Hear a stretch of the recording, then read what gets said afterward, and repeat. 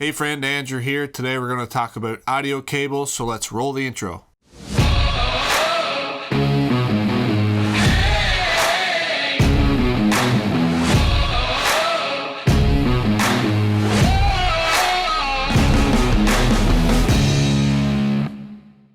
Well, welcome inside the control room of my home studio. Today we're going to talk about the different types of audio cables that you can find throughout your home studio. But before we get into that, I'd like to give you a free gift just for watching this video today. So if you head over to www.andrewpeachmusic.com/studio-outfitting-guide, you can pick up a copy of my 8-step studio outfitting guide. So that's the process I've used to outfit 2 home studios now, including the one that you see behind me. So that guide takes you through all the steps to outfit your studio, such as determining your studio goals, determining the needs and wants for your studio, determining the optimal layout for your studio, all the steps needed to end up with a setup like you see behind me. Also, you can check out my latest online course. So if you head over to www.andrewpeachmusic.com/constructing a studio, you can check out my Constructing a Home Recording Studio online course. So in that course, I detail all my material selections, all the process I use to construct both the studio you see behind me as well as the first studio that I owned. There's a bunch of pictures and videos in there, and I'll give you a sneak peek of what the transformation looks like. So originally, the studio that I'm in right now, the tracking room looked like this. And now it looks like this. And the control room, which we're in right now, looked like this. And now it looks like this. So it's quite the transformation. So all the information you need to transform your space in a similar manner is located inside that course. So as I said, today we're going to look at the different audio cables you find inside your home studio. So let's dive in. Alright, so we're going to talk through the different types of audio cables you'll find in your home recording studio. If you've been around music at all, some of these will probably be familiar to you, but there's a few in here that have nuances that took me a while to figure out when I was getting started. So I figured that this video would be helpful to you. Alright, so the first one we're going to talk about is the instrument cable. And there's a few alternative names for the instrument cable. So it could be called a 1/4 inch, it could be called a guitar cable, or it could be called a Trs cable. Both ends of the cable are male. That's what we call male there, as you see in the picture. The female side of this connection is usually connected to an instrument or a device. So you're usually plugging this cable into a device which has the female side of the connection built in. One end of the cable is usually straight and the other is right angled, so that gives you different options. And these cables are generally available in lengths up to 30 feet. Once you get past 30 feet, the cable starts to lose its signal. So this cable is considered mono or unbalanced, and we're going to talk about what balanced is later, but just know that this one is mono or unbalanced. So it only has 2 contact points, the tip and the sleeve. So that's where the TS comes from in the alternative name. So if you call it a TS cable, it's a tip sleeve. So the actual audio signal travels over the tip, which you can see in the picture there. And then the sleeve is the ground or the shield. Okay, so the actual signal from your guitar or whatever instrument you're using goes through the tip, and the sleeve is actually a shield or a ground to protect that signal and create the electric circuit. The tip and sleeve, as you can see there, the black ring, that's an insulator ring, and that separates the tip from the sleeve. So this cable is used to connect unbalanced inputs and outputs. So this cable is mostly used to connect a guitar to an amp, right, or a guitar to a pedal board, or a guitar to an audio interface or mixer, that type of thing. So this cable is also available in a switchable version. So you can see there in the photo, there's a switch on the right angled end of the cable. Right now the switch is in the off position, so that means that there's no signal going to pass through the cable. But if you push down that switch, the signal will pass through the cable as the switch is engaged. So what the switch does is it prevents the loud pop, if you've ever experienced that when you're unplugging or plugging in an instrument. And if you ever wondered what creates that pop, well, the pop occurs during the split second that the tip and the sleeve are simultaneously in contact with the sleeve of the female side of the connection. right? So that black isolator ring that you see there between the tip and the sleeve, when you're actually unplugging your cable, right, the sleeve and the tip of the cable is making contact with the sleeve of the female side at the same time, right? And that just creates noise. So with the switch there, you can get away from that because you can turn the switch off and then unplug. But that's why you get the pop when you're unplugging or plugging in these types of cables. All right, moving along to 1/4 inch patch cables. So these are essentially short instrument cables. They can be bought pre-made in various lengths, as you see there. So those are 6-inch, 1/4 inch patch cables you see in the picture. So typically these cables are used on pedal boards or for short runs between other unbalanced inputs and outputs. There's also kits available to make your own 1/4 inch patch cables like you see in the picture. So the bottom picture there just shows a piece of instrument cable. And above there's 2 types of patch cables made from different kits. So this is very helpful for neat runs on your pedal board, so you can make them custom length. So you don't have to buy 6-inch, 8-inch, 1 foot. You can just make them whatever you want them to be or need them to be. And there's a picture of the actual Pedalboard Cable Kit. So it comes with a cable, 10 right angle connectors, a cable cutter, and a screwdriver to install the right angle ends on the cable. As you can see on the cardboard there on the top, it says DIY solderless. So these are solderless connections. You just slip them on and screw them in place and they work great. The next one here is a tricky one. So this is called a Trs Cable. And there's a few alternative names for this one. You can call it a 1/4 inch stereo or a 1/4 inch balanced. So this one is very similar to the instrument cable, but the tips, the connector tips on the end are much different. So again, both of the ends of the cable are male.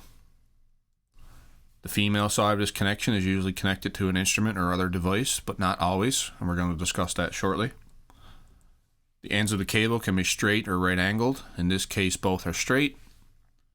So these are available in a variety of lengths, much longer than instrument cables, as they can hold their signal for a much further distance. So this cable is considered stereo or balanced. You can see the male and female ends there in the pictures. So this cable has 3 contact points, right? Tip, ring, and sleeve. So that's where TRS comes from. Tip, ring, sleeve, TRS.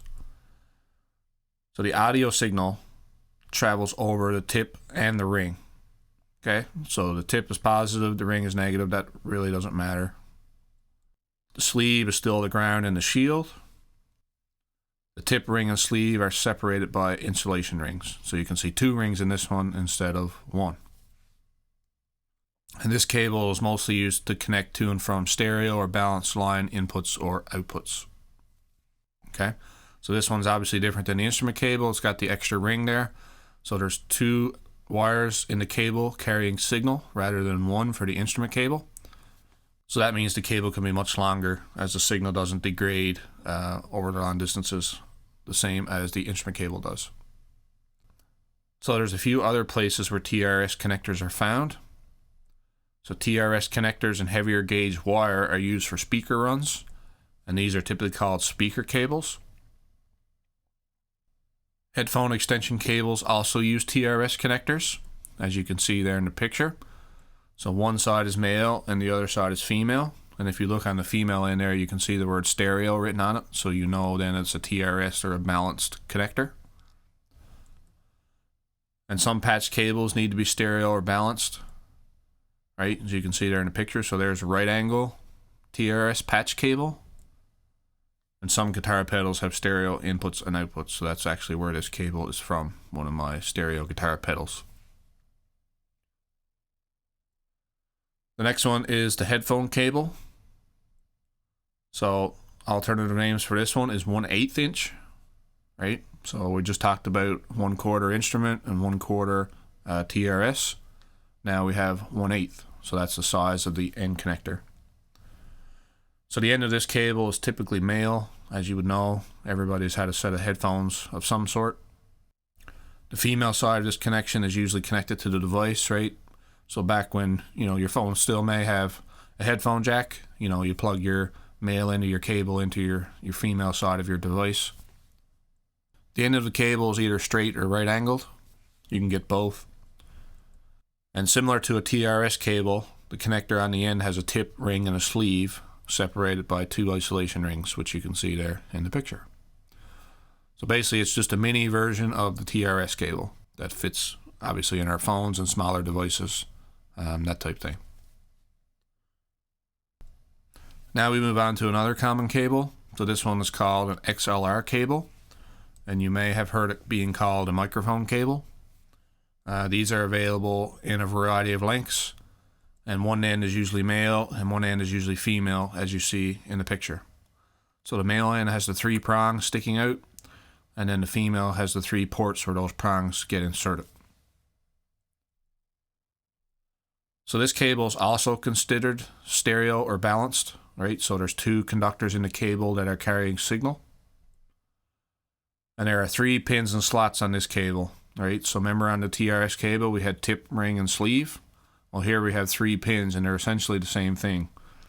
So pin 1 is the ground and shield. Pin 2 is the left, so that's positive. So that would be the same as the tip on the TRS. And then pin 3 is the right, so that would be the same as the ring on the TRS. And that one's negative. So I don't know if you've looked closely at these, but the pins are numbered, and you can see there on the top picture, the male connection, there's a little slot, and then on the female one, there's a little key. So that key slides right in the slot, so you make sure that the cable gets plugged in the right way, and you don't try to jam it in there. So it's an actually interesting design if you look at it up close. So Xlr stands for ground, left, right. This cable is used to connect balanced inputs and outputs that feature Xlr connectors. And I don't know if you notice this or not, but signal generally flows from the female to the male end. Okay? So I'm just going to explain that a little further. If I look at the back of my mixer, you can see up at top there, mic 1, mic 2, mic 3, mic 4, right? Those are female connectors, right, for the XLRs. And then if you look at mix 8, 9, and 10 there in the bottom left, those are male connectors, right? So the difference is the signal is going into the board through the female connector up top. And when you see a male connector, that's meant for the signal to come out. Okay? So you may be asking, what are those in the middle? Well, those are combo jacks. Okay? So 17, 18, 19, 20, 21, all those jacks are combination jacks. So it has the 3 slots there for the XLR, but you're also able to plug a TRS in there. So it's a dual purpose plug. And these are new on the market, but it's a great way to avoid having to use adapters between cables. Now we move to speak-on cables. You generally don't see these in the home studio, but they're a connection for commercial amplifiers and loudspeakers. And there's a couple different options. So the cable could be speak-on to speak-on. So a speak-on connector on both ends, or it could be speak-on to TRS, which is what I have here in my home studio. So as I said, it's not commonly seen in the home studio, but you may see it on a PA system. So that's what I have here. I have a little PA system. It's TRS on one end of the cable, so that plugs into my board. And then the speak-on goes actually into the amplifier side of the PA system. Next up is the Midi cable. So Midi cables are used to connect keyboards, controllers, and electric musical devices to each other and computers. So MIDI stands for Musical Instrument Digital Interface. So MIDI is used to send and receive control signals between the devices above through the MIDI in and MIDI out connectors on the device. So I'm not going to get into it here, obviously, but MIDI can be complicated depending on what application you're trying to achieve. So the next one is a USB MIDI interface. So a USB MIDI interface is used to connect a MIDI device to a computer. So this is what I primarily use when I'm using MIDI. So as an example, I connect my Nord Stage 2 keyboard to my computer to record what keys I hit. And this allows me to easily edit recordings in post-production.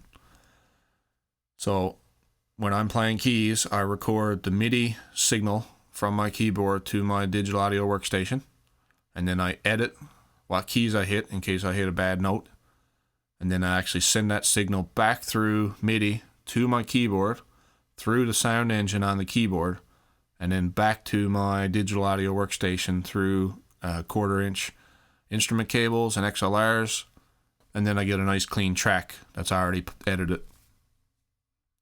Before, I used to record audio straight out of the keyboard and then try to splice different takes together, and it just took forever. This way is much easier. I'll do another video on that in the future. So I also use this cable to connect my reverb pedal, my Strymon Big Sky, and my delay pedal, my Strymon Timeline, to my computer for updates and preset editing. So that's MIDI. So the next one is cable adapters. And I'm not kidding when I say there are literally hundreds of cable adapters available out there. This particular one has a 1/8 inch headphone connector, which then splits into two 1/4 inch TS connectors. So the key to cable adapters is to make sure you know what you're trying to adapt to or from, right? And part of that is balanced versus unbalanced, stereo versus mono is key. And then finally, straight adapters. So again, there are hundreds of adapters available. The top one is a 1/8 inch female headphone to a 1/4 inch TRS male headphone. So you can see how complicated the wording can get just for this little adapter. And then the bottom adapter is a 1/4 inch TRS female headphone to XLR female. So again, the same as the last slide, you need to know exactly what you're trying to adapt to and from, and make sure you know whether the jack that you're trying to connect to is balanced or unbalanced, or what's happening there. So these are the types of audio cables you're going to find in your home studio. There's many more types of audio cables, specialty cables and that type thing, but these are the primary ones that you're going to come across. So let's go back to the control room for a wrap up. Well, I hope that information was helpful to you. If you haven't already, please subscribe to the channel below. We've got lots of exciting content coming your way in the next little while. Also in the description below is a link to my 2021 studio tour, as well as the free guide and online course that I spoke to you about earlier. Well, that's all for today. Have a good week, and we'll see you in the next one.